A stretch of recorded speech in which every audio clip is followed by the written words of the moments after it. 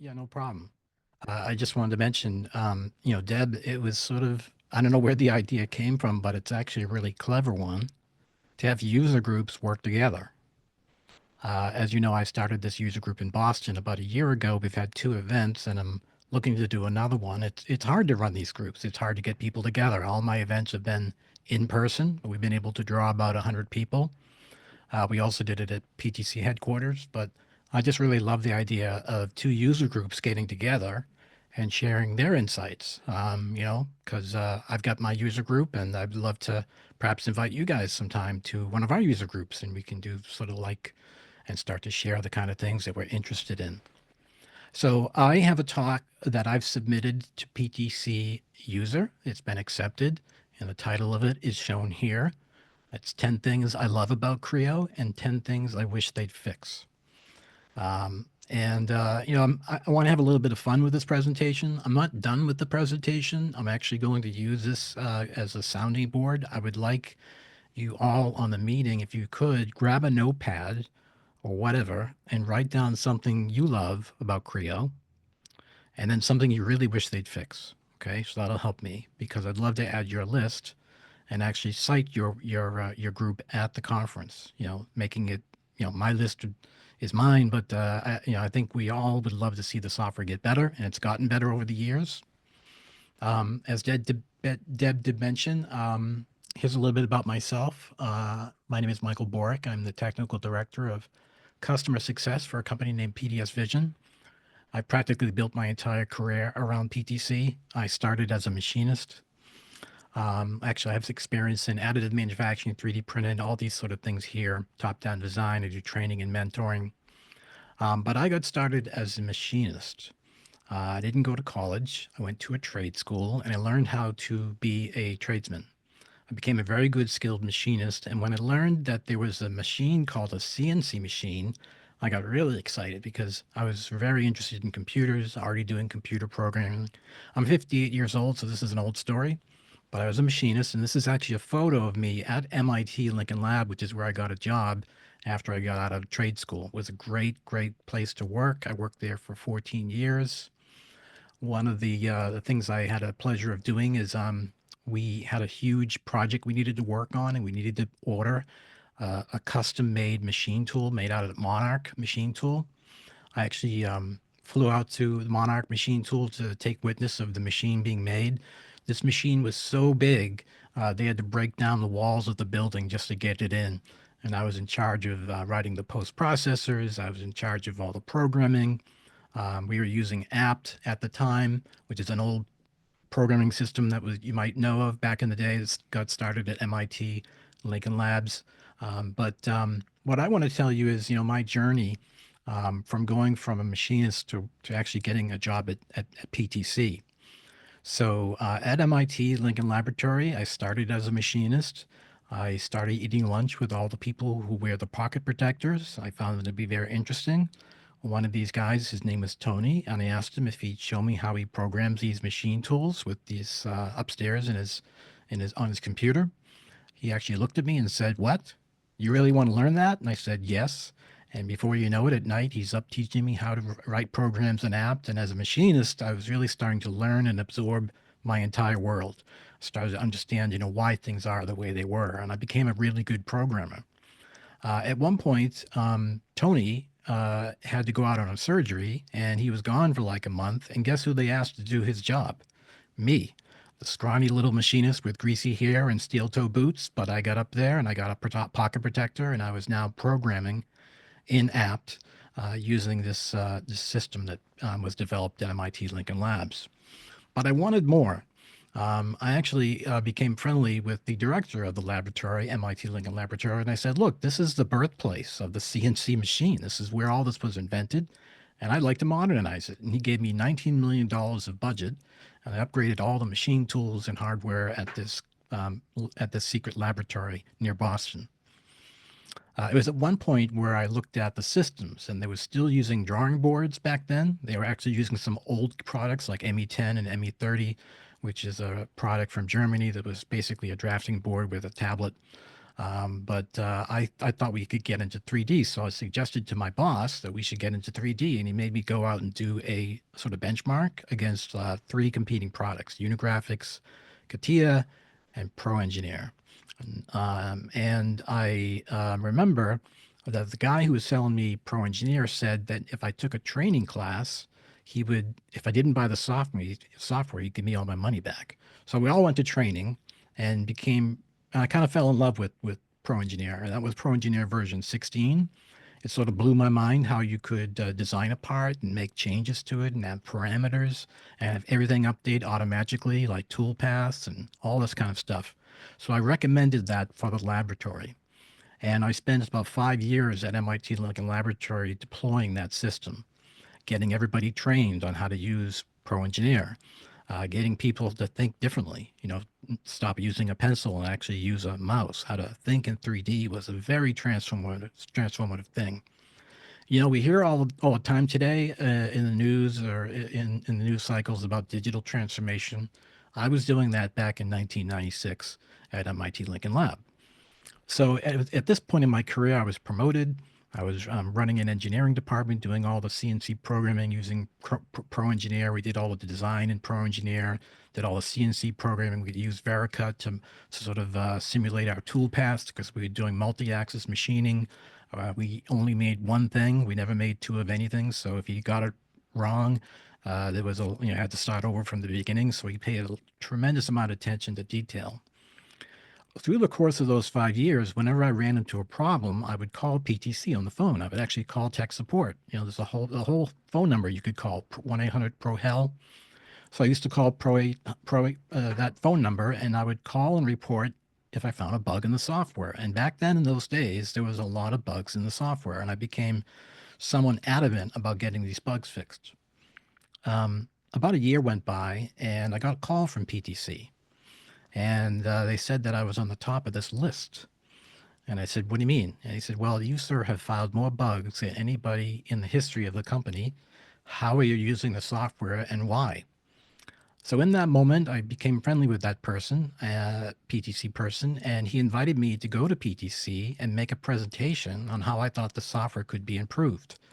And if anybody on this call has been using Pro Engineer long enough, you might remember the old menu manager. It was a very disrupting, punishing user interface. You had to go feature, create, protrusion, both sides, done, done, done. And if you got any of those selections wrong, it put you back to the beginning and you got frustrated. That's what's punishing about it. So I had a new idea and I went to PTC and I made a presentation about how I thought the software could be improved. And next thing you know, 2 weeks later, they were offering me a job. And I decided to shift my career from working at MIT Lincoln Laboratory, doing aerospace, doing manufacturing, and then now joining a software company. My first job, actually, this picture at the bottom is a picture of the building I worked in. That's the PTC headquarters right there. That's in Waltham, Massachusetts. That's where I got a job. For me, when I got in the building, it was like Willy Wonka in the chocolate factory. I just was amazed by all the people that I met, the developers. I wanted to shake their hands and meet them.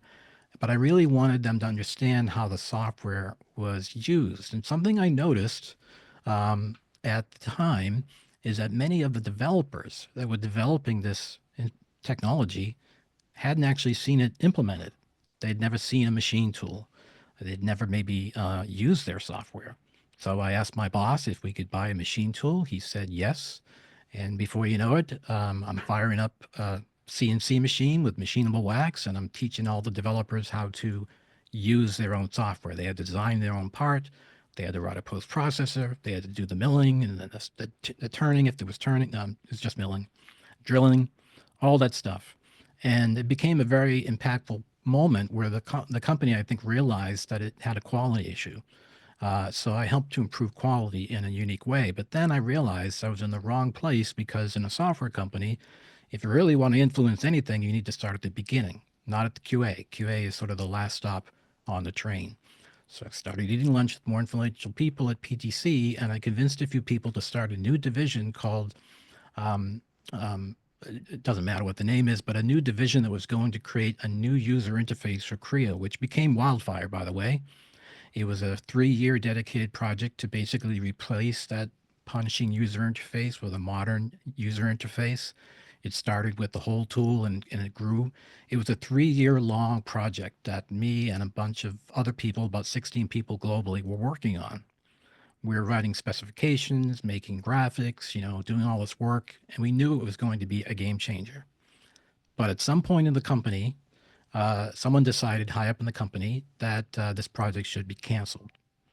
I actually got into a meeting room with all these people, and we were told the project's canceled. This wildfire project was canceled. And actually, some people were so emotional, some people cried. The woman who did all the icons in Pro Engineer Wildfire, she had a baby during the time that we were working on this project. And just to have it canceled and pulled out from underneath us felt really bad. And we knew we had something really special. So we convinced the CEO to give us a 2-week extension. And what we did and what we realized is we hadn't built a prototype yet. We didn't have any way to show anybody what wildfire was going to look like. So we made a 500-page PowerPoint presentation where every click of the mouse revealed another part of the user interface. And if you watched it, you would think that's actually working. It looks like, every click you're making, we make a model. So there were 500 slides. We brought that to the president. He saw that and he said, wow, we need to finish this. So he sort of parted the seas, made it possible for us to continue that project. And I remember launching that product in Germany, Wildfire, and it was written about in all the news articles at the time. They were sort of, renouncing it as a really major change in PTC and modernizing the user interface. Because again, if you remember, feature, create, protrusion, both sides was a very punishing. We changed that model around to what you're familiar with today, which is in Creo, which is where it's much more contextual. You're picking something and you're given a selection of what you can do with it. The menu manager, well, it's mostly gone. So I worked on that project. It was very successful. At some point, I realized this beautiful interface that we created was going to maybe hurt a lot of people because they learned the old way. So I started a new division in the company called PTC University. Maybe you guys have heard of it. My idea was to create training, an entire training methodology, an entire training system focused on helping people get good with the software. So if you remember things like the Learning Connector, Precision LMS, this is me in India working with my team to develop that. We're actually doing a load test here. So I shifted my career around at PTC a couple of times. After I finished the Wildfire project, I moved into a couple of other divisions until I helped start the PTC University division, where I drove even more innovation, such as the Learning Connector. The Learning Connector was designed to sort of show you how to do things as you were using the software. And it came from doing a lot of usability studies. That's another thing I got involved with at PTC as I created the PTC's first usability test room. We invite customers into a room with a camera and we'd watch them use the software, see where they get frustrated, and we'd go try to improve the software and do that over and over and over again. So this is a later picture of me. It's a little bit more about what I look like now, but I still think about myself being a machinist. When I design parts, when I work with customers, I'm always asking myself, how am I going to make this part? After I left PTC, I actually started my own company. I bought the actual software I helped create, Creo. And in 3 years, I developed a product using Creo. I flew overseas, did mold design. I did all the electronics and circuitry, exited, made a small fortune, and decided to get into the industry because I really wanted to get back into the industry with 3D printing. So I worked at Stratasys for 3 years. If you didn't know, Stratasys invented 3D printing back about 32 years ago. And I led part of the executive team that designed several printers, such as the J50 and the J55, as well as all the user interfaces for those products that are made by Stratasys. I also ran GrabCAD and did a bunch of major upgrades with GrabCAD, as well as the GrabCAD library where you can download CAD models. So maybe some of you have used that before. So I have my fingers on a lot of this kind of stuff. So that's a little bit about me. I now work at PDSVision. It's a great company. If you didn't know, we're located all over the globe. Just in my part of the company in North America, we have over 250 years of combined experience in all things Creo. And I also, like I said, started this user group, PTC user group. I started Boston Regional User Group, actually kind of on request by PTC. I got a phone call from PTC one day asking me if I would be interested in starting a user group because they always wanted one in Boston. So I took the bait and I used and leveraged my connections at PTC since I used to work there and started the first PTC user group in Boston. We met last year, had about 100 people. Had a great presentation from not only a speaker that had been using Creo since he was 16 years old, but we also had insightful presentations on the future of what's happening with Creo and Windchill and other products from some of the product line managers. All right, I've been doing a lot of talking. I hope I'm not on mute. Did everybody hear that? That's quite an introduction, I know. But I really want to, oh, one more thing. I had a great opportunity this last summer to teach these young students how to use Creo. That's me on the right. The guy in the middle is my boss. But these two students learned how to use Creo Plus, by the way, in just about 4 weeks. And they got really good at it. They got to the point where they were able to create drawings, they were able to create parts, and they fully embraced the software in a way that I never really expected. Sometimes the fact that you know another CAD system can hurt your ability to learn a new one because you have new ideas. I'm always experimenting with Sketcher, and I'm thinking about doing a masterclass on Sketcher where we go off and we create sketches from geometry. This is This is actually the McDonald's logo, of course, but it's actually a beautiful design, and it's actually based on this circle of thirds, I think is what they call it. And I also make interesting designs. I'm interested in Escher. This is a part I created in Creo, but if you look closely, it looks sort of like an optical illusion. But those are just pieces of wood that were extruded as bodies using Creo in a macro. And yeah, I thought I'd show this off also. You might remember there was an airless basketball that was all the rage in the news. I decided I could create that in Creo in just a few features. If you didn't know, Creo has a great capability inside of it called lattices. And I was able to create this with just a simple lattice feature and a flattened quilt and then a pattern. And I actually 3D printed this and have it in my office somewhere. So with that said, I hope you all have written down something you love about Creo, or maybe something you like about Creo if love is too strong. I have heard a lot of people say they love Creo. I've had people say they hate Creo. I've heard it all. So these are my list of things, and these aren't in any order, but I hope they give you the idea of what I'm trying to look for. And I plan to put pictures together with this and examples with this. I don't have all that prepared just yet. But one of the coolest things about Creo is the fact that it's parametric. I hear beeping going on. I hope that's not anybody trying to contact me. Are we good here, Deborah? I'm back. I don't hear beeping. Okay, good.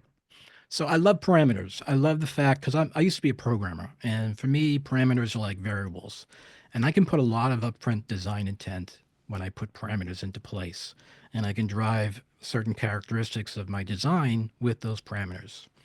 I also love relations.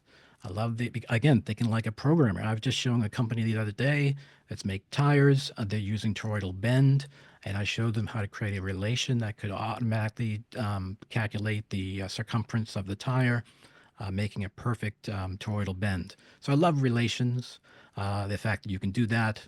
And I really love design intent. So that's where I think the difference of Creo is the fact that you can apply design intent while you're modeling.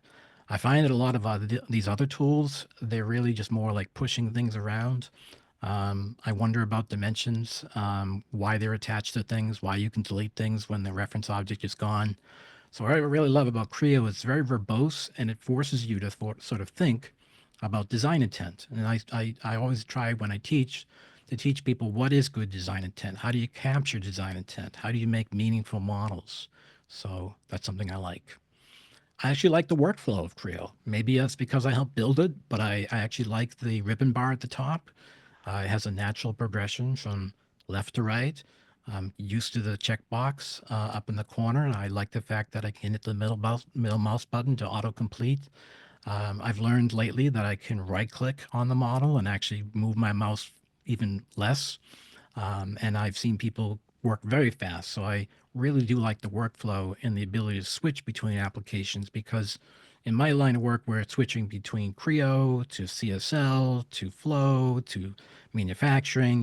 We never have to leave the tools. So I really enjoy PTC Creo because it keeps you inside one place and you can really leverage that. So the workflow is really great. Another one of my favorite features, if you didn't know, intent chains or intent objects. I remember the first time this got released, I was at PTC. I was amazed because we all know what happens if you take a sketch and you've done a lot of work, like protrude that sketch, you've made drafts on the sketch, maybe you've made references on the extruded bodies that were a result of that sketch. You can seem to never change that sketch. It's forever locked as a square. But with intents, you can actually change this. You can actually delete the square, replace it with a circle, and everything will just magically update. So I find intent chains and intent surfaces a very underutilized feature. It's a very fast way to capture edges of parts, and they are sort of self-healing. It's I call it a robust feature. If you can find the same geometry with an intent, try to use it instead of an edge. I love Sketcher. I remember when Sketcher was not really that great. I remember a day, if anybody remembers, maybe Deb, you do too, that when you wanted to draw, you had to use something called the Intent Manager, or someone called it the Intent Mangler. And it wasn't anything like it was now. You actually had to purposely draw things off an angle to make sure that they're seen as angles to the solver of the old sketch system that was in place. But I find the new Sketcher to be really good. And I think that a lot of people should learn to practice with it because it can do a lot for you. And again, that's where the secret of keeping your design intent. And oh, by the way, never create Sketcher relations. They're too hard to find, and I don't think they're worth it. Map keys. I'm in a customer who came from SolidWorks, and they were really frustrated because they wanted this one feature that didn't exist in Creo. And that feature was something called an arc hole or an arc slot. In other words, he wanted to put a hole in, although I don't think it's a hole, but it's really like an arc slot. Okay, because he wanted there to be some wiggle room with the part he was making cylinder. I showed him that was easy to do by using a Sketcher palette. And then I went as far as to create a map key that executed that and showed him the capability. And he was totally sold. He's like, wow, that's really amazing. So the fact that you can create map keys lets you extend the software. The fact that you can create map keys lets you make tedious operations like this thing I showed you earlier. This here is all multi-body, and I used a macro, or I should say the macro, the keyboard shortcuts, to extrude each one of these, and it made the process much quicker. So I really love map keys. I love double-sided extrude. Again, I don't have a picture to demonstrate this, but I hope you've noticed. If you create an extrude and you use the opposite direction, you can actually create a negative part of the extrude. So when I show this to people, they suddenly say, wow, actually, that's really useful. That could save me a lot of time. So I love double-sided extrude. Again, I think a picture here would be helpful.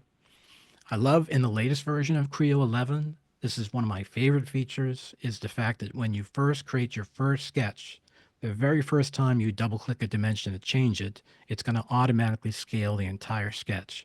So no more of Creo thinking you're building an airplane when indeed you just build little tiny stuff all the time. Okay, so that's a great feature. I really love that was based on user feedback, which is really important. So PTC is always looking for feedback.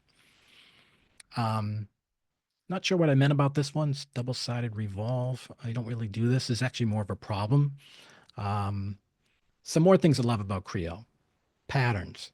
I met a customer the other day that used the power of fill patterns to create something. He had like 1,000 light bulbs of LED bulbs he needed to place all across a big area that was sort of like in the shape of a wave.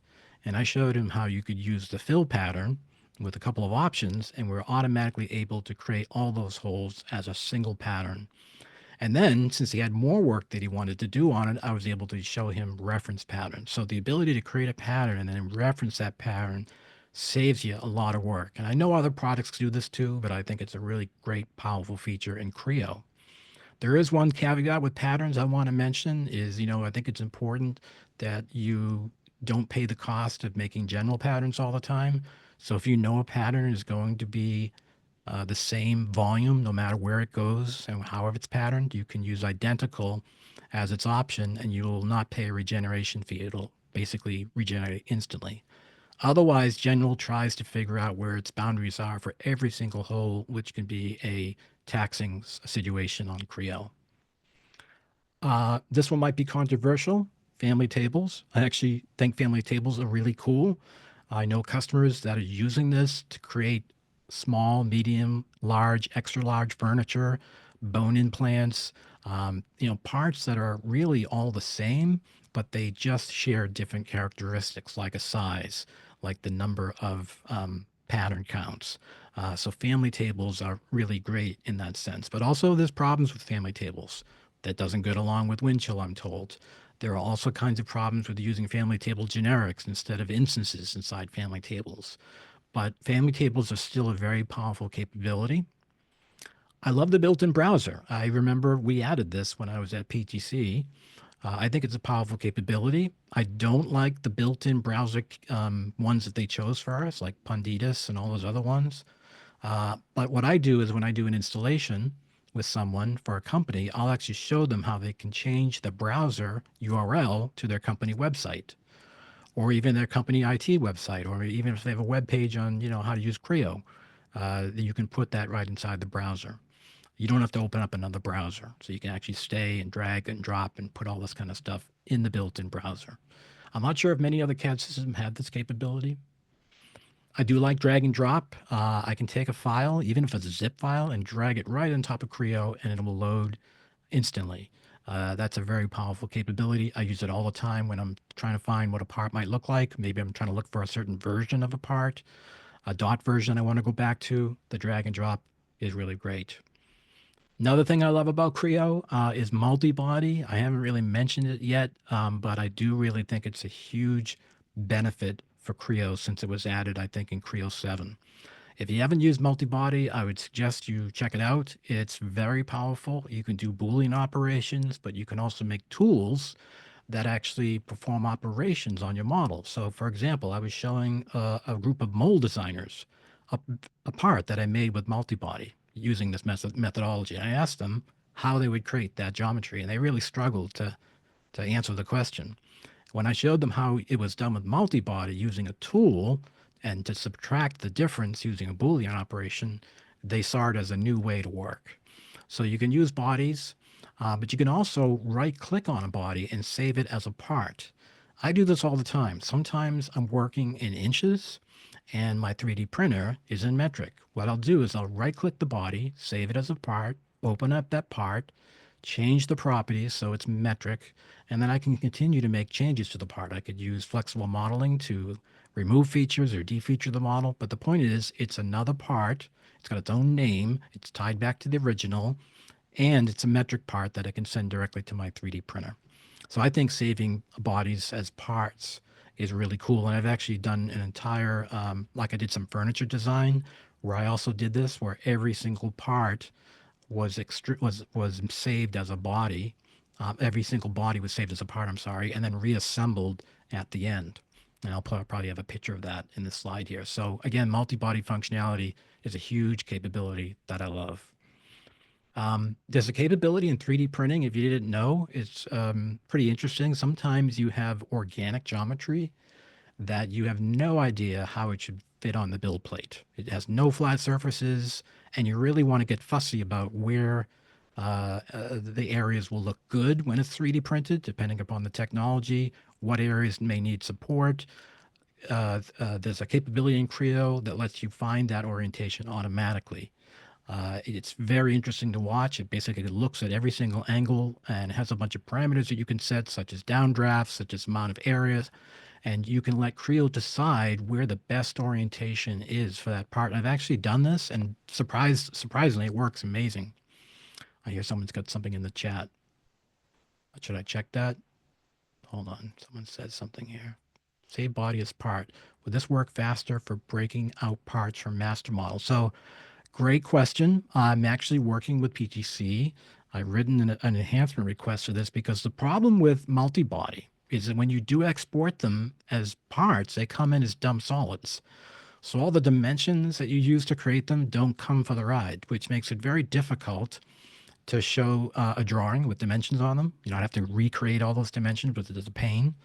The other thing is I understand PTC is working on a capability that will you could actually right click the entire part, and it'll go out and automatically create all the parts as body parts, and then some way to reassemble them together in assembly mode, because that's what I do. I just reassemble them together using either default or using either mates and so forth. But I think, you know, multi-body has a ways to go. There is actually going to be a talk at PTC User about multi-body during the time of my talk. I wish I was going to it. I hope a lot of people go to my talk, not his talk. But multi-body is, you know, does have some quirks to it. All right. I love lattices. I mentioned it earlier. If you haven't figured out lattices, metamaterials is really, really cool. The fact that 3D printing has evolved to the point that if you can dream up a shape, you can make it. And Creo has a capability in it called lattices, and it's very powerful. And these kind of lattices that you can create things like gyroids, and you can use gyroid lattices to create heat exchangers. So a lot of people are now using Creo lattices with this capability to make very unique type heat exchangers. You can use lattices to create anything from that basketball I was showing earlier with a cellular pattern. It's like a hexagon. You can use stochastic beam lattices for medical implants, creating a structure that is porous and randomized. It's a very cool feature. And I now know a few companies that are helmet manufacturers that are using lattices to create a helmet that has crumple zones to protect the wearer. So just in the sense that you know, you crash a car and we know that they engineer in crumple zones. Well, these companies are using lattices, using something called negative Poisson's ratio and auxetic type lattices to absorb shock to help protect the wearer. And that's a new capability that I'm now starting to see. More helmet companies are already doing this. I know a company is doing it already with NFL helmets, and I know a hockey company that's doing the same thing. And you can do all that with lattices. Pretty cool stuff. Oh, I love Query Select. I hope everybody knows about that. That's the ability to keep right clicking like a zoom, sort of like a laser pointer until you find the geometry you want. Why this is important, I'm always teaching people to choose robust references. If you just go picking references willy-nilly, you're going to have a hell of a time modeling. So learn to use Query Select, choose robust references, choose some intent chains if you can. In Creo 11, they enhanced the notifications for circular references. If anybody in this team or on this call or listening to this has experienced a circular reference, it's very hard to figure out. You have to actually open up a text file, and it doesn't make any sense, and you have to try to figure it out. It seems very old-fashioned. Well, in Creo 11, they actually added a notification area that you can set for circular references. So when they happen, they show up just like another notification would, and then you can work on them. The other thing they did in Creo 11 is they added these performance reports. If you haven't seen this is really interesting. It's probably one of the only ways to do a forceful regeneration. So, for example, I was working with a client that has a huge assembly in Creo 8, and I load the parts. Not any problems at all. It loads perfectly. It loads fast. I don't see any errors. But if I open that in Creo 11 and open up the performance report and click the compute button, it forces a full regeneration all the way from the beginning. And a lot of new errors pop up. All the missing references pop up. All the stuff that Creo was caching starts to appear. And you realize that someone's been working on a model without knowing any of these things. So the performance reports, the compute button is a force regeneration feature that I'd like to see added to all versions of Creo, because I think there's a lot of people using models that have problems with them and they just don't know because they're hidden from them. Anytime you see part doesn't need to be regenerated, hasn't changed since regen, that means you have a cache version of the geometry and it doesn't think you need to do a regeneration, when indeed you actually do. All right. Hopefully, I'm going pretty fast. I'm not running out of time, am I? No, I'm not. Okay. Well, I hope you are all writing down things that you like. I also hope that you write things you hope you wish they'd fix. I do have some examples of these. I'm really tired of the multiple dialogue confirmations. When you delete an entity, you'll get this entity is referenced by another place. You click OK, and you'll get 20 of those in a row over and over and over again until it gets rid of all of them. It's ridiculous. I don't know why there's not a feature that says remember this option. It's a modern thing. It should be done. I'll have an example to show people, but this one drives me nuts. I'm frustrated with these things called Easter eggs. Hopefully, you know this term. Easter eggs are things that are hard to find. There's a ton of Easter eggs in Creo that if one of them specifically is when you go create a drawing and you go to choose your format, there's a little drop down arrow that does not appear and it doesn't give you the idea that you can actually click that and drop down and change to a different format.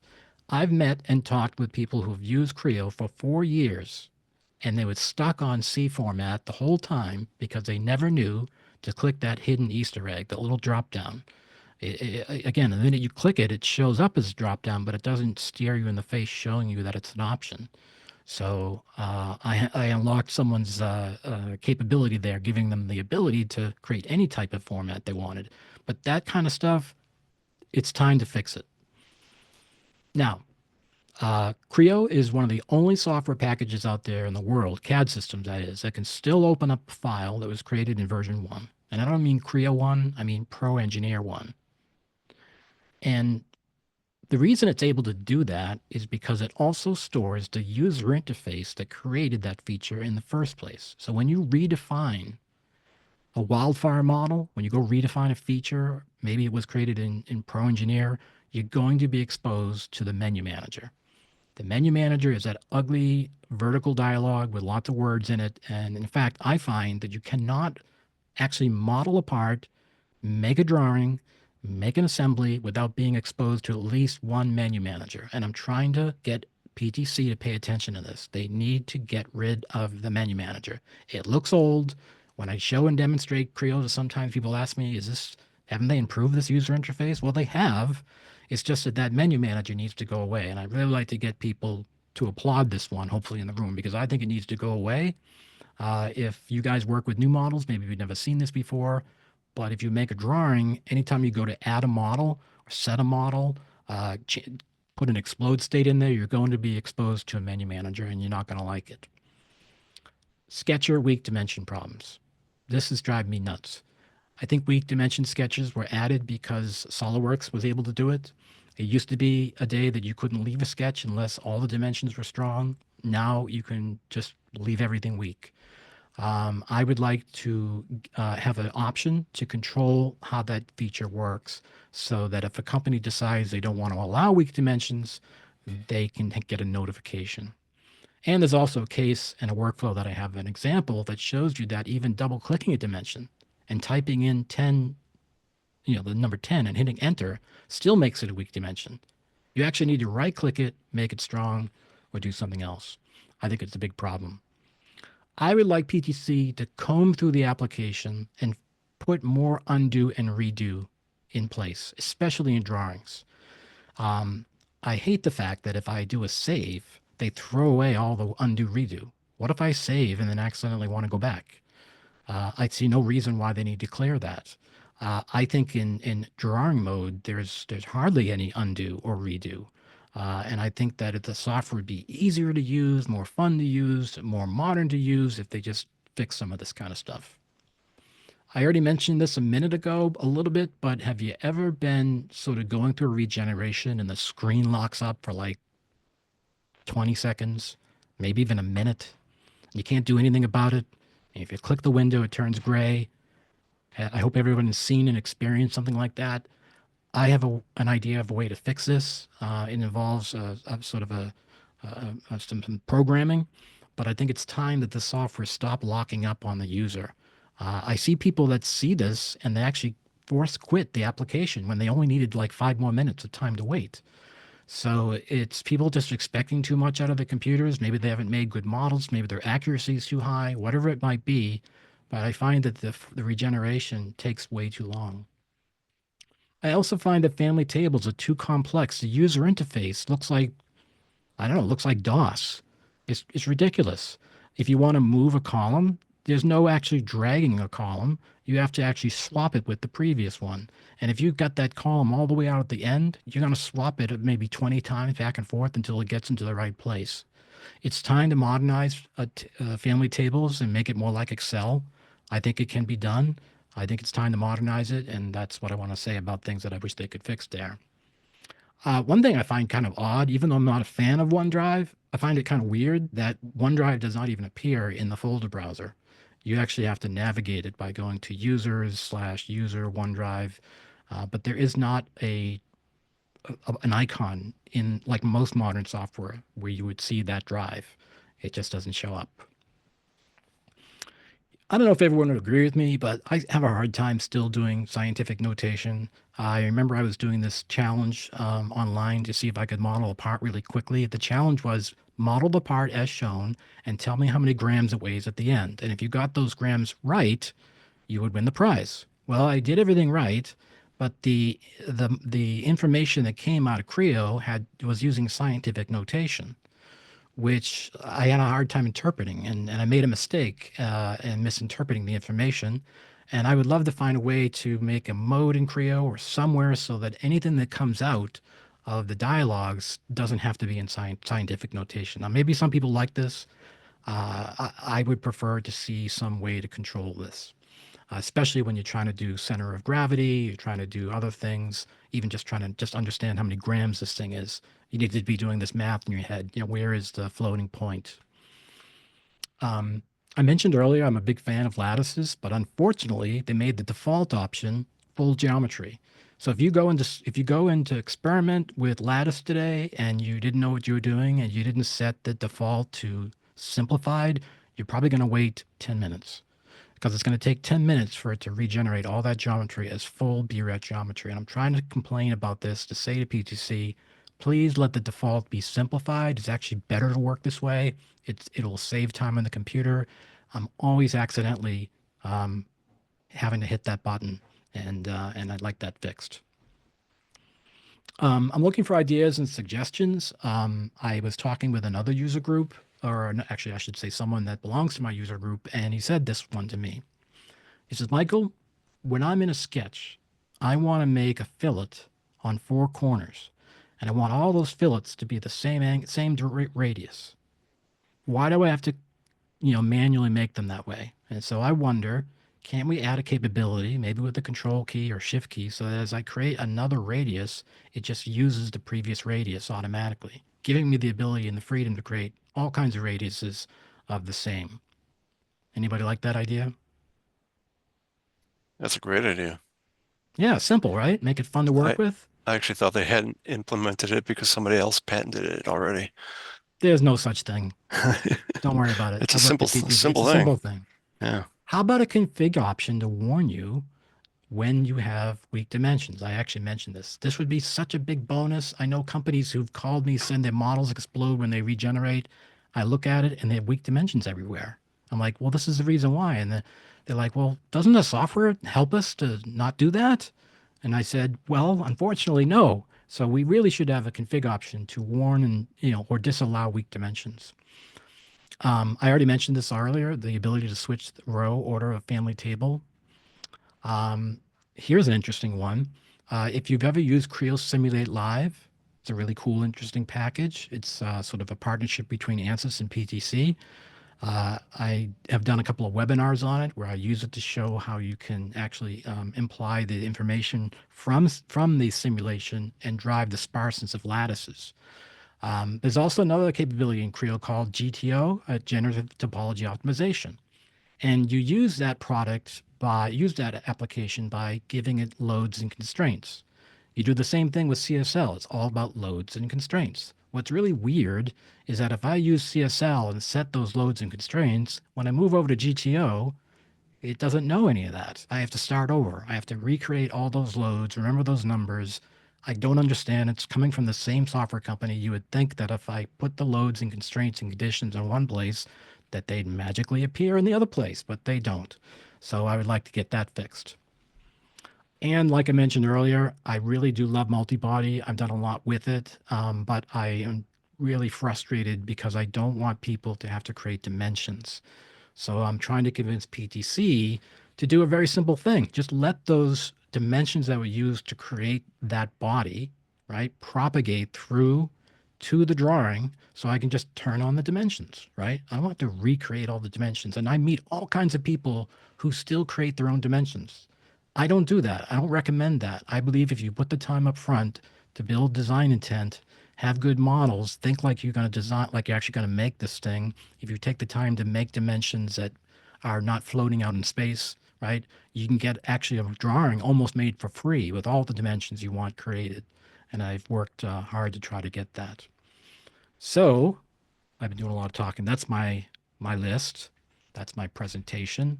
I hope you think that with some pictures, maybe with some more practice, and maybe with some fun, maybe if I slow down a little bit, and actually maybe with some of your ideas, it'll actually get PTC to pay attention. I really want, because I worked at PTC, I know how easy it is to get stuff fixed. I'm telling you, there's people at PTC that wake up every day wondering, how could I make the software better?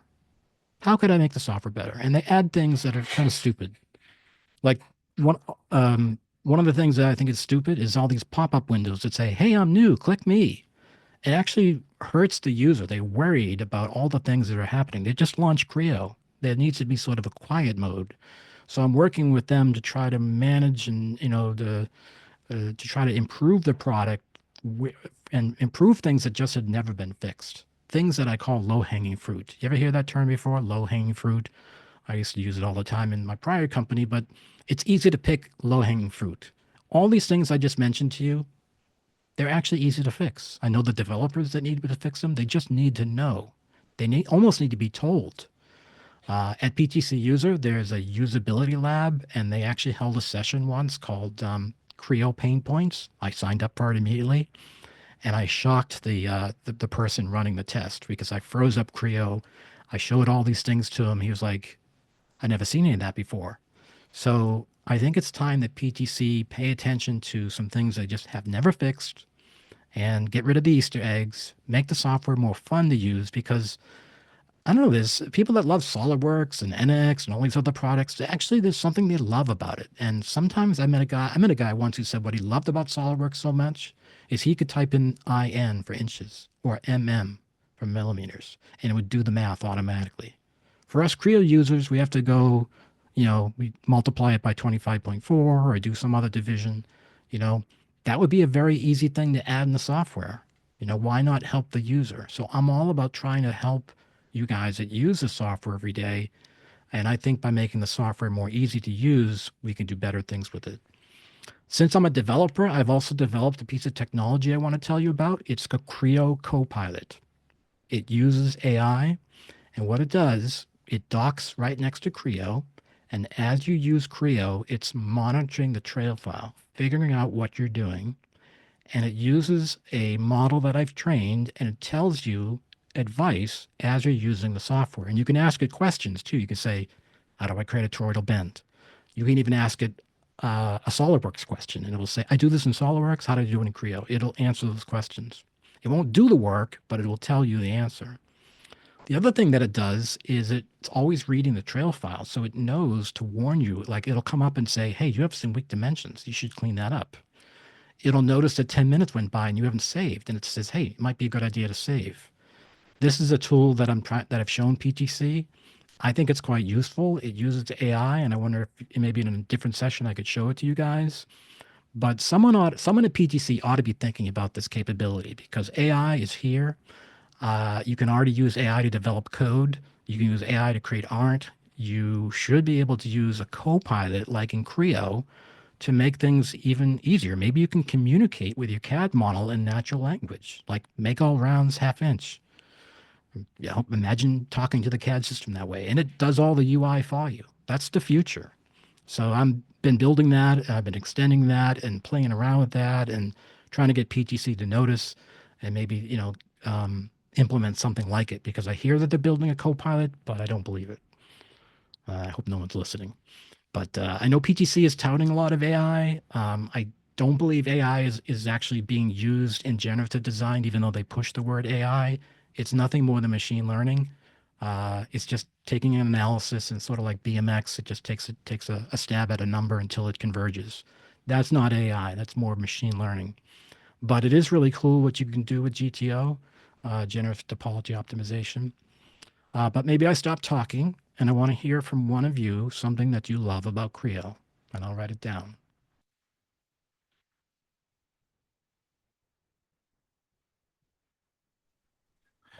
And it's CAD work, okay if there's nobody who wants to admit that they don't love anything. It's okay. CAD workers, Michael. I love CAD workers. I'd like to see more functionality expanded, or at least communicate on how to leverage CAD workers. What do you mean? Can you actually educate me about that? What do you mean by CAD workers? CAD workers are the automated Creo sessions that generate visualization files. There's Oh, a okay. tremendous amount of functionality, I think, beyond that capability. Hmm. So you'd I use just this in a haven't figured out. Windchill. You'd use this in a Windchill environment to automatically create assets. Yes, so it will create the the object logic, the PVZ files. Hmm. I Right. I think with JT, hopefully better JT functionality, but it just pretty much opens apart, performs an automated set of routine, and then exits. Reminds me a little bit about using there's a feature in Creo where you can actually use model check and batch, and also there's a Creo distributed batch tool which I've had some chances to work with. Okay, that's good. I've Mhm. written that one Yep. down. Kudos to you. Maybe you have another one, or maybe someone else wants to go next. Let's keep it on the love now before we complain. Anybody else want to say something they like about Creo? They love about Creo? Maybe Yeah, they want to. Maybe you'd like to call it something different I've than got one. Creo. You got one. Okay, good. Who's that, by Okay. the way? My name is Bob Schwardlin. I'm an Bob, engineer. nice to meet you. Nice to meet you too. I import CATIA files and NX files and SolidWorks files from various customers and design tooling in Creo for many, many years. I've been on it since Unix version 17, Pro engineer. Anyway, a lot of times I have problems bringing in these files from other CAD programs into Creo. I happen to be on Creo 8, but we have Creo 9 and Creo 10 as well. And I find that if I bring these same files I get from these competing CAD programs into NX or SolidWorks, which we have licenses for both of those as well, those programs can read those files in perfectly well. No problem, almost always become solid, never have an issue. But many times when I'm bringing in files from these programs, other than maybe CATIA file, they come in, there's surfaces missing, Mm, surfaces aren't sewn together properly, there's mm, holes, there's features that right. are missing. It's very aggravating when these other programs bring it in without hesitation and faster. And that has really bothered me for quite some time, for many years, actually. Well, let me double click that for a minute. I think one of the reasons why that is the case is because all those other tools are built off the Parasolids kernel. So if it's SolidWorks, if it's Onshape, which has no save, but many of these other products use another kernel. And I agree with you. The data doctor, import data doctor, that's no doctor at all, not even a nurse. Yeah, I It's spend all quite a bit it's of all time the using data doctor to solidify models, yeah, and there's always manifolded. little tiny tweaks and little So cuts and corners here that really aren't the original geometry. They're more or less patches and fixes for me to So what I solidify want to them out. say, what I want to say about that is I met a fellow who was explaining what you're explaining, and I said this to him. I said, "Are you friendly with the person who gave you the file?" And he says, "Oh yeah, I talk to him all the time." I said, "Could you ask him what are the options he has to export?" And by revisiting those options, he never thought to even ask the guy, "Hey, can you give me another format?"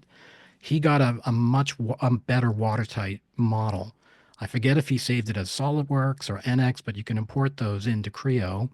Another format you could possibly use that some CAD formats support is neutral. I was just talking to a company today that makes tires, and they were using an import part from another CAD system, and it was all kinds of leaky short edges, all kinds of problems.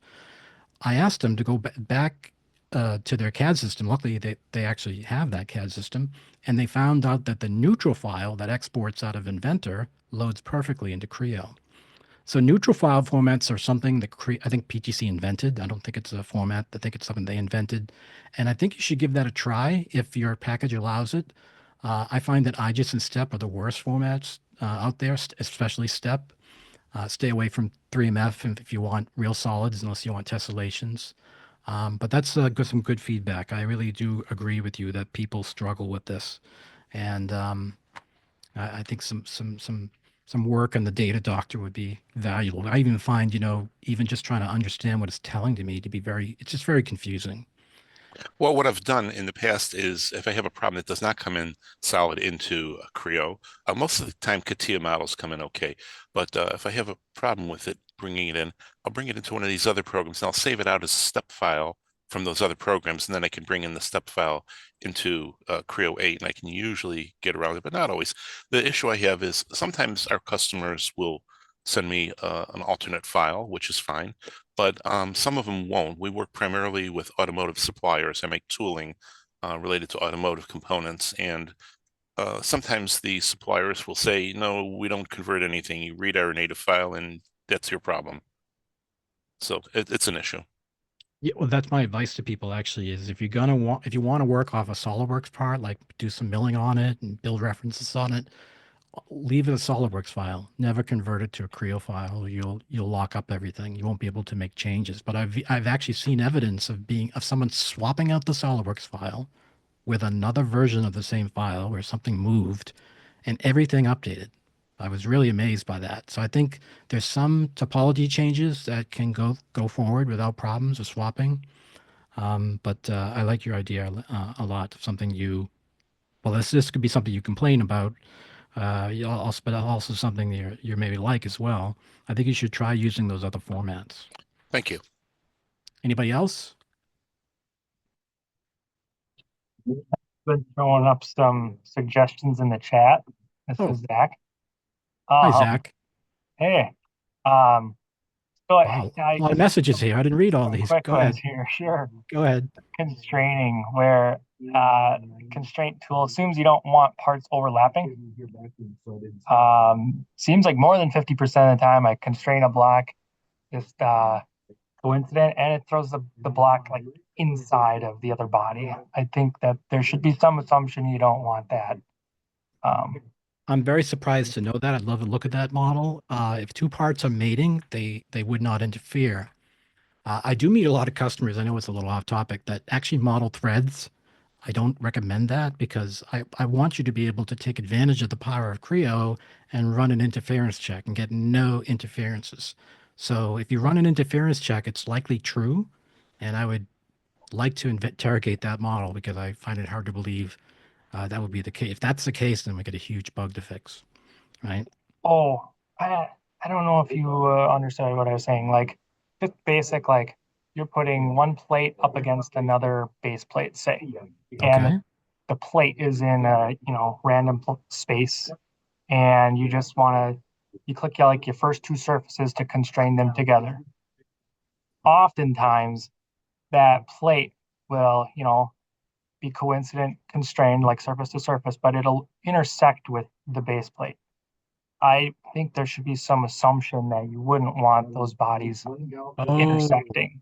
I see. Maybe rare cases, right? But Let me try to redescribe what you mean. You're hoping the software would be smart enough to choose the best side that doesn't intersect with itself. That would make sense, right? Yep, at least like a 'Cause default you position. probably don't goes want to there, that. but No, I totally get what you're saying. You want the software to be your friend and remember, Yeah. hey, it should default to this. Why does it do it Right. that? Okay, that's a really good one. I like that a lot. so you don't have to flip, right? And then you do Better. pre-constraints for parts, and then maybe you're flipping 3 times every time you're. In fact, I'm going to call this one no more flipping. Yeah, no more flipping. Thanks. Auto flip. Yeah, there you go. That's what we should call it. Auto flip. That's awesome. Okay. And then measurement value dialog box often shows up behind the measure summary dialog box. I don't know if this is just me issue, but I go to measure something. No, I see the same thing, same problem. This happens to me. It drives me nuts. I actually put the Yeah. measure tool on the right click so I could get access to it without having to go to the tab. But if you're Yep. talking about going to the analysis tab to get to the measure tool and then No. no? Yeah, I mean, I got a map key. I just hit MM, and then it brings up, it's like clicking measure summary. Yes. I click measure summary. I measure like a line. Yep. And then like that edge, like mini dialog box shows up behind measure summary, like the larger Oh, measure summary box. I'm gonna have to try that. Measure summary. So it's like it got the wrong dialogue in the front. Yeah, Trying to like log in back. Yeah, like the That's an summary, Easter egg. bring the that summary small one to the dimension front. should show up in front instead of it shows up behind the main dialog box. Right. Yeah. All of my Excellent. coworkers have that same thing. So yeah. And then it'd be cool to make an automation extension. I don't know if it has to be an extension, but I make automation equipment, and it would make it easier to navigate a machine through its sequence of events. So it'd be sort of like a combination of snapshots and simplified reps. But the reason I can't really do it easily now is because when you exclude things in simplified reps, it like gets rid of a lot of those motion constraints. Like if you're referencing to something that you excluded, it just, when you Right. go to move it, it just I wouldn't use it that way. Do you know about design exploration? It's built into Creo. I've It's heard like of- having GitHub. Okay, so if you've ever, anybody on this call, if you've ever had to rename a file, try this one, try two, try three, because you're doing a bunch of experiments. You don't have to do that. With design exploration, you basically go into the tool, you go through prepare, I think it is, design exploration start, and then what it's going to let you do, it's going to let you save snapshots of where you are. And you can go back and forth at any time you want. Some people use this in a way like the boss asks for a bunch of requests and you've got 5 of them you want to show. Well, you can make snapshots of each one of those and show them right away. You can decide if you don't like what you're doing to undo all that and cancel it, or you can actually converge. I'm sorry, you could actually branch out and make 2 separate parts. But this capability, I think, is what you want, called design exploration. It's a really cool feature. I love using it because to me, it's like a personal workflow tool. We might think about using the save button. When do you use save? Sometimes you use save when you feel like you just finished something good. Maybe you're going to take a little break. Your model's in good shape, right? What I like to do is I like to make these snapshots of places where I've been that I may want to get back to show someone. And again, it's a pretty powerful feature, and it avoids you from having to name parts to get, to try out new ideas. Because I find that when you're designing a part, it is actually an exploration. Nobody designs a part from beginning to end perfectly. Believe me, it doesn't happen. There's changes, there's rerouting, there's all kinds of stuff. So this tool is helpful for that. Okay. Give that a try. Your AI idea, I've had that thought too. If we could throw a bunch of our previous like human-made drawings Yes, into a yes, program, it would yes, spit out drawings. Every company has their own way right. they make drawings, little I idiosyncrasies. love this idea. This It is a would great learn idea. that and then spit it back. A drawing isn't that hard to Be make. really AI, I helpful. wouldn't think. Absolutely. Even if it just cleaned up the dimensions nicely. If it Right. just did that, that would be a bonus. And I could see AI being a really great application for that. Yeah. Give What us. about can I ask- 104? This is Deb, but 104, we should wrap up. Oh, I don't yes. know if you've got time for answering one more or. Hey, I got one Guess someone question else or does. one thing to say real quick, Michael. One thing I don't have you joined the TC, the Creo TC yet? Have you been on that? No, not yet. I've got so many Um, things going on, but Yeah. Well, I mean, I love what you've done here. I think you've got some great ideas and whatnot. But that is one avenue. They actually had a top 30 list that just went through. I don't know how many or if any of these are on there, quite honestly. But it's another great avenue for everybody on the call. If you haven't joined a TC, the Creo TC is a great place to put some input in on improvements. And like I said, just recently they just went through, and I think there may be a presentation as well during the event. I'm just not sure yeah, if that got scheduled or I'm pretty not. sure there. Yeah, I'm pretty Mhm. sure there will be. But that's a great point. PTC will no longer does live works. They've stopped that experiment, and they really want to focus on user groups. That's why they asked me to run the one that I'm running. I've heard great things about Badgerland. I've heard great things about some other ones. I think the more that we meet, and I think meeting like we are today, I mean, we didn't have to get in the car. We didn't have to go meet each other. We're having some really good information together. So PTC has literally told me they want to support more user groups. They really do. And so I'd love to try to get more rugs out there. So, and I feel really supported with Deb. I want to thank Deb for being helpful to me when I didn't know where money was going to come from or what was going to happen from getting us on the website. So I want Yeah. to thank you, Deb, for that. Oh, And this you're idea, welcome. You're welcome. And that it is a focus of PTC that, especially it this is. year, that they want to increase the user groups. And running a RUG is a lot of work. And so I've kind of been pushing this whole virtual Zoom, which is easier, like maybe just have a Zoom, every couple of months, but then once a year have your in-person event. But still, the in-person event is a lot of work. And so any ideas to help kickstart that would be great because Well, I think everyone Go ahead. should spread the word, right? Hey, we just did a user group a user group to user group meeting, and it was really cool, really interesting. I mean, I can talk about anything, and I bet you guys could too. I would love to learn from what you guys are doing, what you find interesting, what you find useful. It's my job to know as much as I can about Creo, and I still, struggle to get excited about Windchill. I know it's important, but I really focused on the CAD world.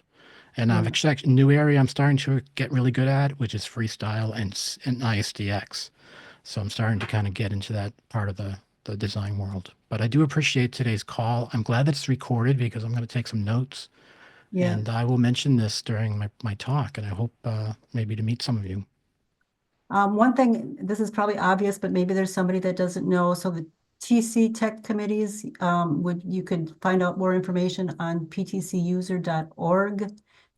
Sign in with your email address and give yourself a password, and you should be. Brian, you got any more info on that? Sorry. No, I think you Okay. did a good job. I was Okay. eating my Well, there you lunch. are, Brian. So I didn't know you were on the yeah, call. yep. So no, Deb's right. That's a good place to start to get to join, make a request, and there you go. So Okay, so everybody, we're going to wrap up. Generally, the recording does work. There's been a couple instances in the last 5 years where it didn't work, but then I will put it on our Facebook and our LinkedIn group and also on our website, BadgerUG.com. And thank you so much for Michael and PDSVision, and I will add PDSVision to my slide. So, Yeah, appreciate that. Anything we can do, it's my day job. I don't get paid to do user group. right. But I do work for a company that does support what I'm doing. And I bet you if all of you asked, your boss, if you'd support starting a rug, for those that might be listening, I bet you they'd say yes. Why not? I mean, it Yeah. puts you in touch with really smart people and you can expand your knowledge. That's why I'm It's, looking forward to PTC user. There's so much expertise and almost like mind boggling. I actually have to take a rest when I get back. So much stuff I learned from people doing stuff. It's so true. I've been with BadgerUG User Group for quite a few years now, and there's been times when I worked at Johnson Controls and Harley, and I needed to ask a question, and I can get into a PTC employee because of the fact that I'm with the user group. It gives me a little bit more clout. So Absolutely. we did use that thing a couple of times. So, but we should go, and everybody, thanks for joining, and thanks, Michael. Thank you again.